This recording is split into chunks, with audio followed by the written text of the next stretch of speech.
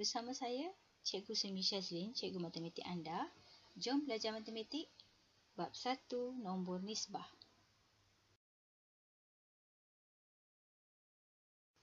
Ada 3 objektif yang akan kita pelajari pada hari ini, iaitu yang pertamanya mengenal nombor positif dan negatif, seterusnya membanding dan menyusun nombor mengikut tertib, dan terakhir menambah dan menolak nombor integer.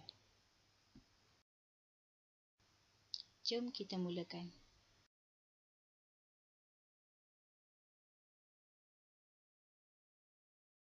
Nombor positif dan negatif. Dalam kehidupan harian kita, seringkali kita bertemu dengan situasi yang melibatkan dua perubahan yang bertentangan, seperti arah pergerakan ke kanan atau ke kiri, menaik atau menurun, nilai yang lebih besar atau kurang daripada sifar, dan nilai yang bertambah atau berkurang. Situasi tersebut diwakili oleh nombor positif dan nombor negatif. Contoh situasi bertentangan adalah suhu di gurun dan juga suhu di tempat bersalji. Di sini berlakunya dua situasi, iaitu peningkatan suhu dan juga penurunan suhu. Kita boleh wakilkan tempat yang melibatkan peningkatan suhu dengan tanda positif dan juga tempat yang mengalami penurunan suhu dengan tanda negatif. Okey, contoh yang kedua pula ialah melibatkan ketinggian dan kedalaman daripada aras laut. Okey, kita boleh lihat ketinggian Gunung Kinabalu adalah 4095 meter dari aras laut. Maka bila melibatkan tinggi, kita wakilkan ketinggian itu dengan tanda positif.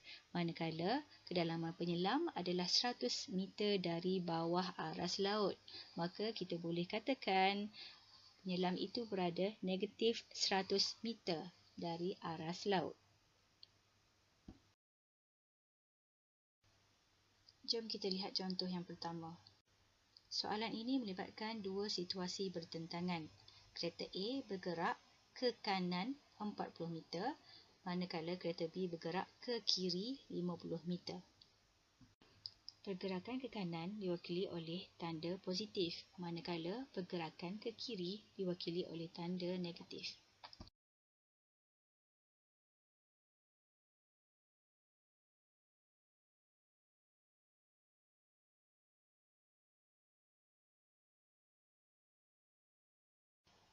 Okey, seterusnya kita akan belajar membanding dan menyusun integer mengikut tertib.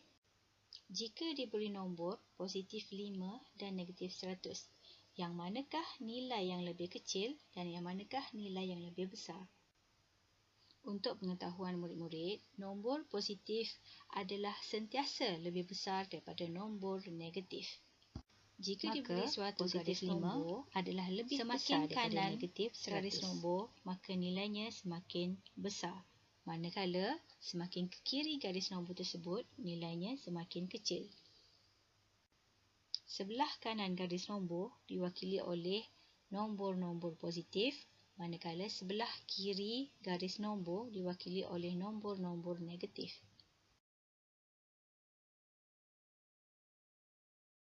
Baik, apa pula tertib? Terdapat dua tertib, iaitu tertib menaik dan juga tertib menurun. Tertib menaik adalah nilainya semakin bertambah dari nombor negatif kepada nombor positif. Manakala tertib menurun, nilainya semakin berkurang dari nombor positif kepada nombor negatif. Okey, jom kita lihat contoh. Bandingkan nombor berikut dan susun mengikut tertib menaik. Diberi senarai nombor negatif 3, 4, 2, negatif 5, sifar negatif 1. Okey, seperti yang kamu telah tahu, tertib menaik adalah susunan daripada nombor negatif kepada nombor positif, daripada kecil kepada nilai yang lebih besar.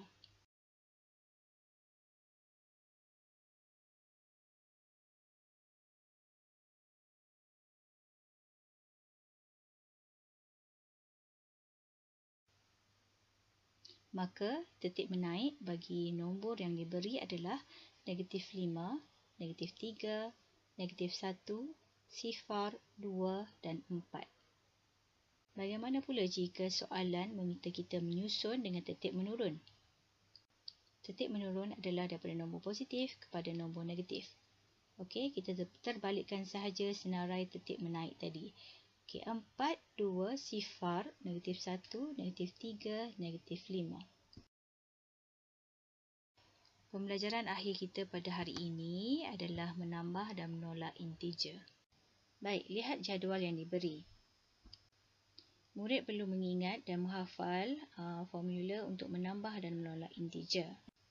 Operasi tambah apabila bertemu dengan nilai positif akan menghasilkan operasi tambah. Yang kedua, operasi penambahan bertemu dengan nilai negatif akan menghasilkan operasi tolak. Begitu juga dengan operasi tolak apabila bertemu dengan nilai positif akan menghasilkan operasi tolak. Dan last sekali, apabila operasi tolak bertemu dengan nilai negatif, maka dia akan menghasilkan operasi penambahan. Okey, jom murid-murid kita lihat contoh. Okey, soalan pertama, selesaikan 8 tambah positif 3. Daripada jadual di sebelah, kita tahu bahawa apabila operasi penambahan bertemu dengan tanda positif, ia akan menjadi operasi penambahan. Maka 8 tambah positif 3 akan menjadi 8 tambah 3. Okey, 8 tambah 3 nilainya adalah 11. Okey, jom kita lihat contoh B. 5 tambah negatif 2. Okey, kita tahu juga apabila operasi penambahan bertemu dengan nombor negatif, ia akan menghasilkan operasi tolak. Maka 5 tambah negatif 2 menghasilkan 5 tolak 2 dan nilainya ialah 3. Baik, seterusnya soalan C, 2 tolak positif 4. Okey, kita tahu apabila operasi penolakan bertemu dengan nilai positif, maka ia akan menghasilkan operasi negatif. Maka 2 tolak positif 4 akan menjadi 2 tolak 4. Permudahkan, kita akan dapat negatif 2. Okey, soalan terakhir iaitu soalan D, negatif 1 tolak negatif 4.